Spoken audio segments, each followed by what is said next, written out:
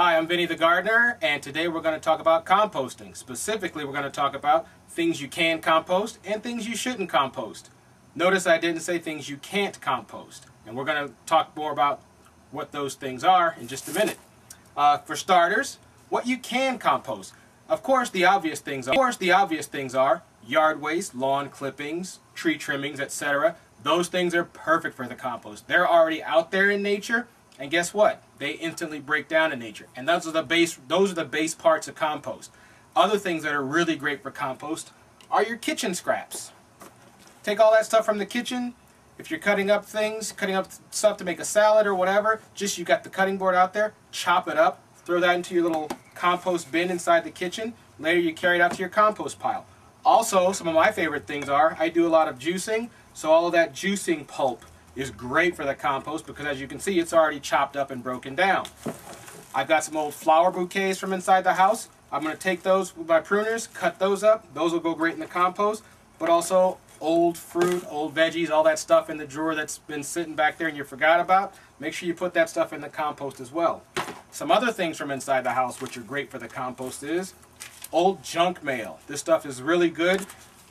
Just make sure you tear it up into small pieces. If you got a shredder, that's even better. Just run it all through the shredder, makes it small and broken down, makes it for quick and easy compost.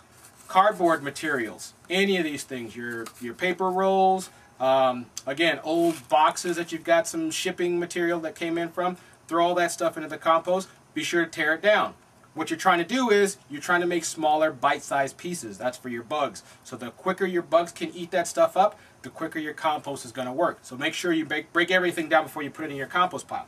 Some other really good things for your compost, old tea bags and coffee grounds. I usually just take my coffee grounds, put a little water in there, make a slurry, and I can pour that into my compost. But even better, coffee grounds are great directly into the garden. So where you have your planting areas, just put that slurry and just pour it right there out there on top of your plants. Coffee grounds, another point about coffee grounds, go to your local coffee house. You can get a bag of coffee grounds. Now imagine what that's going to do for your garden. So there's one good tip for you for what to put into your compost. So what about all that stuff you shouldn't put into your compost? Again, I'm not necessarily saying you can't, but there's reasons why you shouldn't. First on my list, as I'm sure you may have heard, as far as composting goes, you don't want to put meat products in there. Usually when you've got your table scraps after you've done eating, you scrape all that stuff, put that stuff in the garbage, close it up, put it in the garbage. But also some old stuff that may have, again, in the fridge or the freezer, if it's gone bad, throw it away into the garbage. The reason being is meat will attract critters, and you don't want those critters rummaging through your compost. Plus also they'll find it as a regular buffet, if you will, of where to find food source. So keep those things out of your compost. Other things to keep out of your compost are meat, of course, but greasy products as well. So all that stuff out of the kitchen that's grease-based, don't put that in your compost. Again, it attracts critters that you don't want in your compost. Other things that I specifically don't like to put in my compost are things like bougainvillea, pyracantha plants, cactus. Why? They're plants, right? They should go into your compost. No, they're covered with thorns and spines and spikes.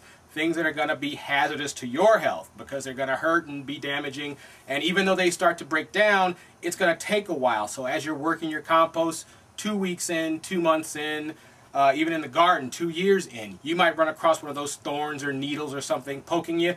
That's never fun. So keep all those dangerous plants out of your compost. Other things like agave plants and aloes, those are fine. Another thing about plants, don't put diseased plants into your compost because you don't know what type of disease may have killed that plant. So some of those disease spores and bacteria may not break down so quickly in your compost, and they may carry a while. You may transfer those out back into your garden. So keep a lot of that stuff out. Other little things you may want to keep out, things like battery and metal products. And again, they're not so bad, but they'll rust and they will eventually break down. But it's just one more thing that you don't want really into your compost so much. So those are some of the basics about things you can put into your compost and things you shouldn't put into your compost. If you want to learn more about that stuff, check me out on the web at VynnieTheGardener.com or at my blog, VynnieTheGardener@blogspot.com.